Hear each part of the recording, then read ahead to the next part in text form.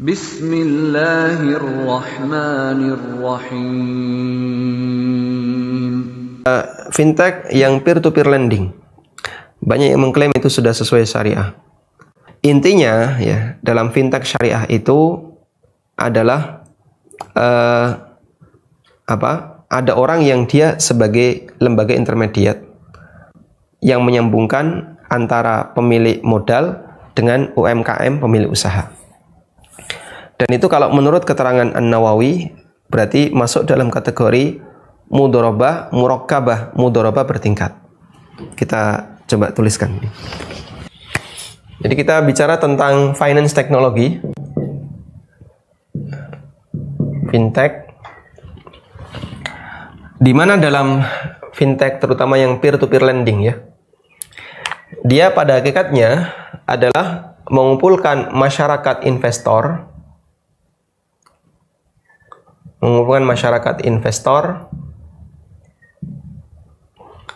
kemudian nanti dananya disalurkan ke unit usaha, misalnya UMKM. Baik. Berarti fintech di sini posisinya sebagai apa? Lembaga intermediate pertengahan. Masyarakat investor mereka menyalurkan dananya melalui fintech. Setelah fintech ini memaparkan beberapa proyek yang mau dilaksanakan oleh UMKM. Sehingga fintech dia tidak punya unit usaha real. Fintech bukan developer, fintech bukan produsen, fintech bukan perusahaan manufaktur dan seterusnya. Dia hanya menyalurkan, lalu disalurkan ke UMKM yang sudah bekerja sama dengan fintech tersebut. Ada developer, ada manufaktur, ada perusahaan yang lainnya dan banyak lagi. Nah, berarti di sini yang terjadi adalah mudharabah murakkabah. Mudharabah bertingkat. Mudharabah bertingkat. Nah, kata An-Nawawi dalam Raudhatut Thalibin tentang mudharabah murakkabah, mudharabah bertingkat. Dan ini saya kutip di buku saya Pengantar Permodalan dalam Islam. Beliau mengatakan bahwa pada asalnya mudharib tidak boleh menyerahkan modal mudharabah kepada pihak ketiga, kepada orang lain. Jika mudharib melakukan itu tanpa seizin sahibul mal, ini kalau kita tulis jadinya statusnya kan kayak gini ya. Ini sahibul mal, ini mudharib ya, mudharib satu. Pada asalnya mudharib tidak boleh menyerahkan modal dari sahibul mal artinya pemodal, kepada mudharib yang lain. Kenapa? Ya karena itu amanah yang diberikan kepada mudharib A. Kok mudharib A serahkan ke B, itu kan berarti dia menyerahkan amanah ke orang lain. Sama seperti misalnya, saya percaya sama Rudi. Rudi ini orangnya rajin, ulet, jujur. Tapi dia pengangguran. Akhirnya saya kasih modal kepada Rudi. Rudi, ini ada uang 10 juta. Saya kasihkan ke kamu, tolong gunakan untuk usaha. Berarti saya percaya ke siapa? Ke Rudi.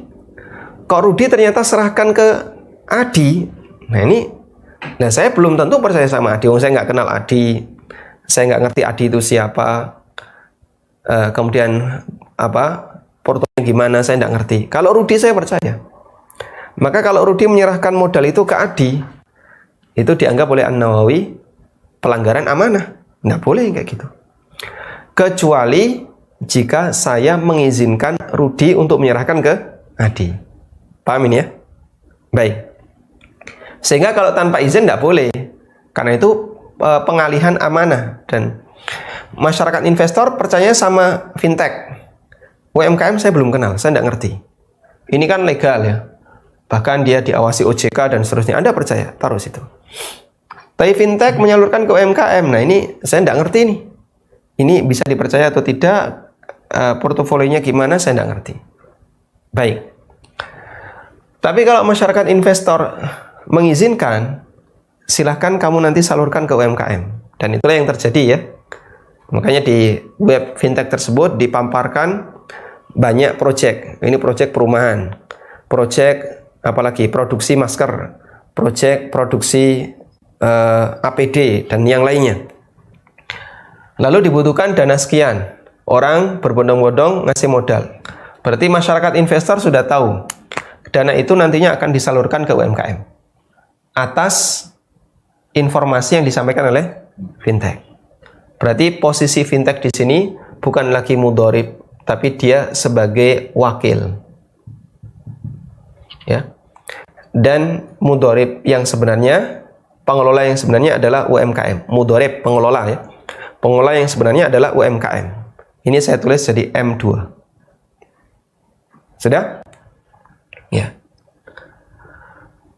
Nah, ketika dana itu disalurkan oleh fintech ke UMKM, maka posisi fintech seolah-olah dia menjadi sohibul mal 2.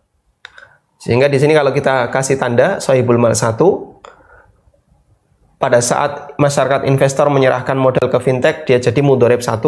Tapi karena dia nggak punya unit usaha real, dia serahkan ke UMKM, maka dia jadi sohibul mal 2, dan ini jadi mudhorib 2.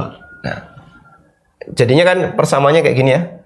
Sahibul mal 1 menyerahkan ke mudhorib 1. Lalu mudhorib 1 ini berubah menjadi sahibul mal 2. Kemudian dia serahkan ke mudhorib 2. Nah, ini kalau dibuat persamaan jadi gimana? Dicoret yang statusnya mengalami perubahan. Jadilah sahibul mal 1 langsung melakukan akad mudharabah dengan mudhorib 2. Terus posisi fintech sebagai apa? Kata Nawawi, dia hanya sebagai wakil. Dan dia berhak untuk mendapatkan ujroh sesuai yang disepakati. Ya. Jadinya wakalah bil ujroh. Sehingga misalnya dari satu proyek ini nanti fintech akan mengambil nilai 2% dari total. Dan itu disepakati, tidak masalah. Yang penting dia hanya dapat ujroh. Dia tidak dapat bagi hasil, tapi dia dapat ujroh. Baik, ini salah satu gambaran umum. Saya belum melihat detailnya. Misalnya fintech punya keterlibatan di UMKM, dia ngasih coach, ya, pendampingan dan seterusnya. Nah, itu nanti ada perhitungan yang lain. وَلْتَكُنْ مِنْكُمْ أُمَّةٌ يَدْعُونَ إِلَى الْخَيْرِ وَيَأْمُرُونَ بِالْمَعْرُوفِ وَيَنْهَوْنَ عَنِ الْمُنْكَرِ وَأُولَئِكَ هُمُ